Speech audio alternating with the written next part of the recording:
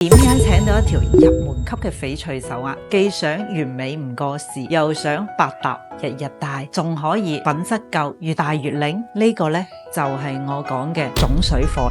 大家睇睇呢一盤都係我哋最近新出嘅入門級嘅手鐲。何謂入門級？第一個就係小預算，性價比高，就好似呢一條嘅底子都係好幼潔啊，紫色同埋唔同嘅顏色，冰底、情底作為一個結合。其實小馬嘅預算咧喺前次呢度都有好多嘅款嘅，中意圓條嘅朋友咧，小馬譬如1到3萬就係揀一啲小圓條啦，佢又唔係叮當鴨咁細。呢條你睇下幾有意境，情底加啲灑金，所以呢種款咧都係好啱日常佩戴。有啲中意飄花嘅朋友咧，就可以揀一啲呢種帶一啲啲飄花嘅，但係成條貨咧佢都係好清爽嘅一啲感覺嘅，咁呢種就夠噶啦。所以經常有粉絲問錢錢，點解見到有啲人嘅手鐲越戴越黃，有啲嘅手鐲越戴越靚，係咪因為身體嘅原因？其實唔係嘅，大家記住，越戴越靚嘅手鐲，佢一定係種老肉細，唔係因為顏色嘅問題。所以